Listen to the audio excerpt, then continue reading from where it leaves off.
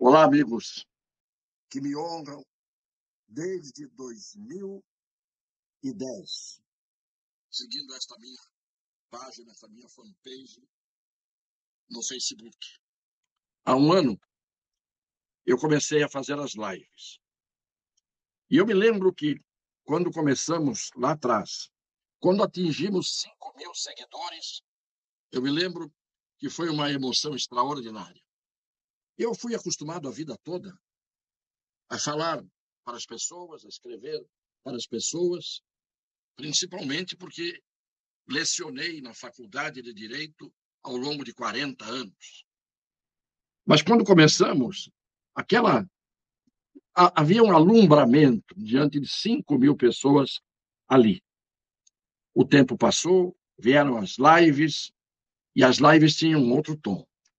As lives tinham e têm o tom de uma indignação, de um inconformismo diante de coisas que acontecem nas sociedades em geral, nesta pós-modernidade, em que muda tudo. Invertem-se os valores, nem se invertem, ficam absolutamente destroçados, desprezados. Muitos valores inerentes à boa condição humana, à digna condição humana. E eu disse que hoje eu iria fazer uma pergunta, iria pedir ajuda a cada um dos senhores, das senhoras, e eu tenho uma honra extraordinária de ler os comentários que são consagradores, além do meu mérito, se mérito eu tenho, de dizer apenas o que sinto, o que penso, com as minhas emoções, com as minhas verdades interiores. E é isso que eu faço. É isso que eu sempre fiz. Muitas vezes, sendo hostilizado, sendo quase que alvo de uma ação predatória, porque quando a gente diz o que sente e o que pensa, muitas vezes fere os outros que não querem ouvir, que não sabem ouvir. Nunca me importei com as ofensas pouquíssimas que recebi ao longo desse tempo, num ou noutro comentário. Nunca me importei. Porque a minha teoria diante do comportamento humano é: cada um dá o que tem. Pois bem, eu falei que ia pedir, e hoje vou pedir, uma opinião, porque ao longo deste tempo, as pessoas foram aprendendo a me conhecer, com os meus defeitos, com as minhas eventuais qualidades, mas o que eu mais vi nos comentários, que eu às vezes ou quase nunca posso responder, porque a quantidade é tão grande, e os seguidores chegaram a 208.000 no dia de hoje. Então, eu me sinto muito honrado, a palavra é essa, muito honrado, muito feliz por estar fazendo algo que tem uma resposta positiva numa interação. Por isso que eu sempre digo e uso a expressão, meus caríssimos seguidores. E quem me conhece sabe que a última coisa que eu fiz e faço na vida é o exercício da demagogia. Eu falo o que penso, repito, o que sinto e o que devo dizer. E falo principalmente, muitas vezes, aquilo que eu acho que as pessoas têm que ouvir e não aquilo que as pessoas querem ouvir.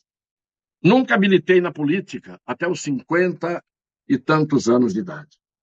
Aos 50 anos, tive a honra de ser convidado para compor a assessoria de juristas, os juristas chamados pela Assembleia Nacional Constituinte, composta por senadores e deputados, os juristas que iriam dar o rumo, o norte. A Constituição estava sendo ali elaborada nos seus devidos termos. Pois bem, fui chamado e fiquei um ano, o ano inteiro, de 1987, ajudando a fazer a Constituição. Há 14 artigos na Constituição feitos por mim, criação minha, redação minha e aprovação, para a honra minha, dos constituintes. Ali, eu ajudei a fazer as leis que eu aprendi na faculdade e na profissão, porque até hoje foram 58 anos do exercício da advocacia. Depois, levado pelas circunstâncias, candidatei-me sempre à custa da vida acadêmica, de ter sido professor tanto tempo de tanta gente boa, dos meus escritos. Depois, na condição de advogado, isto fez com que as pessoas me levassem a achar que eu poderia fazer um bom trabalho como legislador. E na primeira vez em que me candidatei, fui eleito deputado federal. Fui 2 vezes deputado federal. E, graças a Deus, ninguém, até hoje, pôde apontar um dedo na minha direção, ninguém leu uma notícia, uma lista de pessoas que não honraram os seus mandatos, e o meu nome nunca constou dessas listas. Fui respeitado sempre pelos adversários e pelos aliados. E punha ordem, muitas vezes, onde era preciso pôr ordem. E fui eleito uma das 100 melhores cabeças do Congresso Nacional, no primeiro ano de mandato.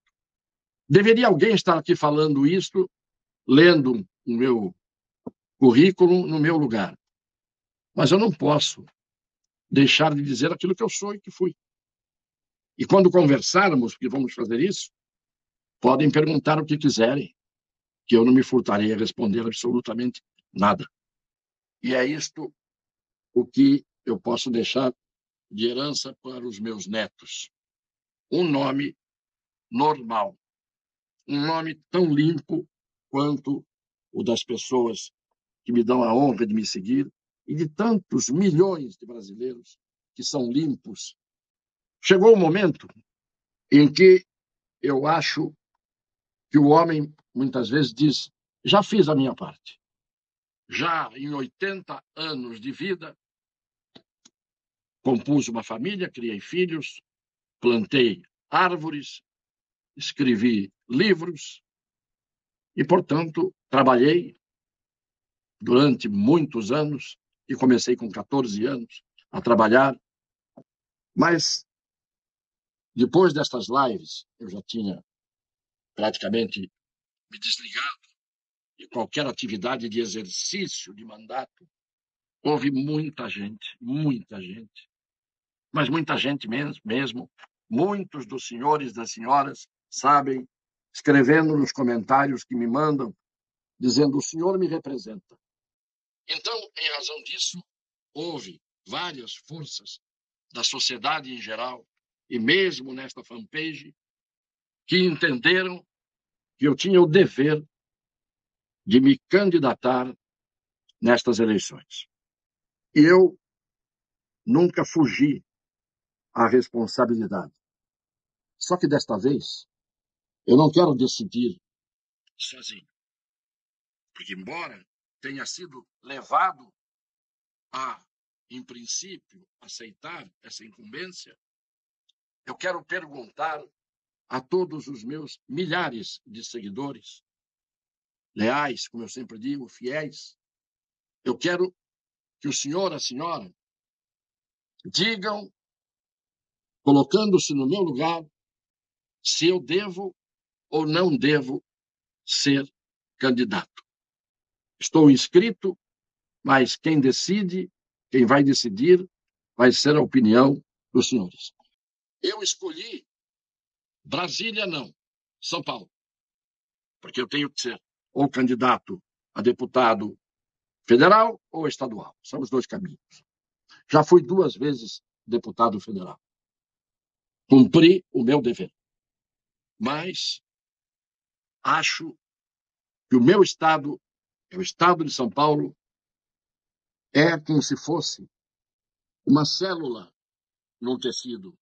É como se fosse um quarteirão dentro de um bairro chamado Brasil.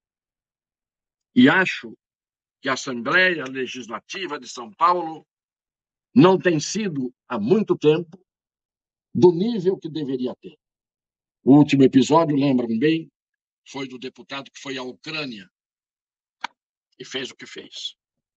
E acho também que o governo do Estado de São Paulo, há muito tempo, está no trono, adormecido, para dizer o menos. Porque se precisar dizer o mais, eu digo, este governo de São Paulo, sendo São Paulo o que é em matéria de desenvolvimento econômico dentro do Brasil, e sendo São Paulo um país, e sendo São Paulo uma terra cosmopolita, que há brasileiros de todos os Brasis vivendo em São Paulo, e estrangeiros de todas as paragens vivendo em São Paulo, e tendo a riqueza que São Paulo tem, é inadmissível que haja em São Paulo tantas carências em todos os setores de atividade, com os governos sendo do mesmo time há muito tempo, e, na verdade, são desgovernos, porque governo que tem recursos, que tem um Estado rico, este governo não pode fazer com que esse Estado não seja quase perfeito, a ponto de poder, inclusive, engrandecer ainda mais o Brasil.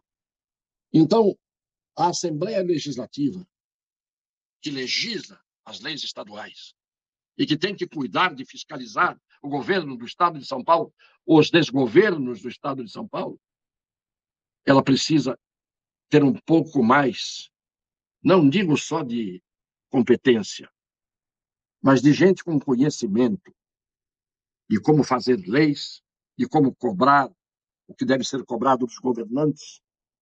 E isto há muito tempo não acontece, porque normalmente, infelizmente, nós elegemos no escuro. Nós não prestamos atenção, nós não somos partícipes do governo.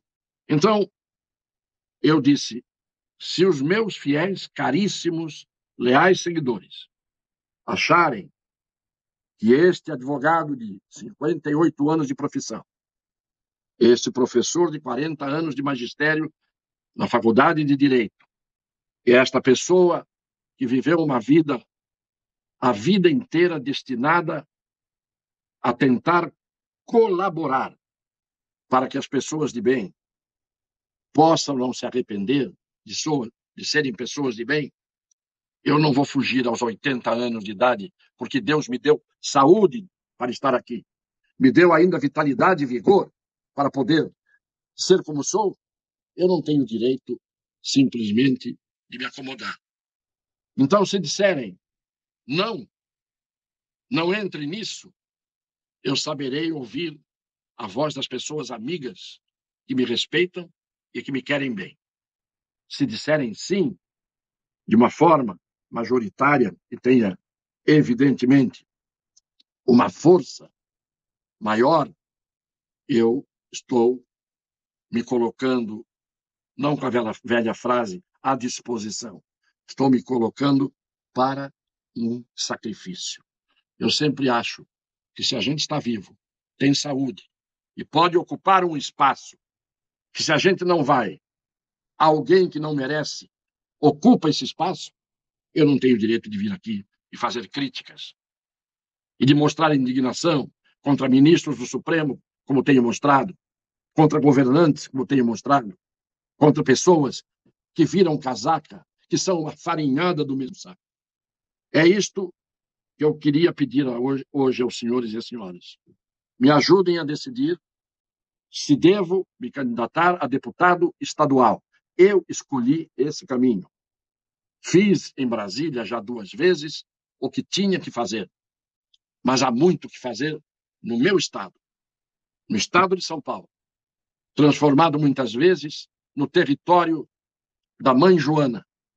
Eu agradeço muito aos que responderem. Eu agradeço muito aos que levarem esse meu pedido bem a sério. Aos que entenderem que não é fácil tomar determinadas decisões quando a gente não é leviano.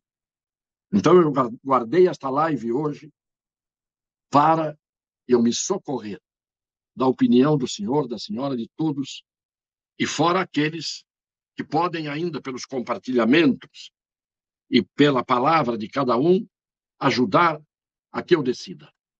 Já estou registrado, mas a decisão será confirmada por mim, e é um direito que eu tenho, depois da ajuda que estou pedindo a que opinem a respeito de se eu devo ou não devo assumir essa missão. Quero agradecer do fundo da minha alma, do fundo do meu coração, com a sinceridade de sempre, com a franqueza de sempre, às vezes um pouco rude e tosca, a todos aqueles que puderem me dar apenas uma palavra: vá ou não vá. A opinião que no Brasil hoje muitas vezes é dada como um mero palpite ou é proibida de forma absolutamente contra a lei. Muito obrigado mesmo. Um beijo no coração das pessoas de boa fé.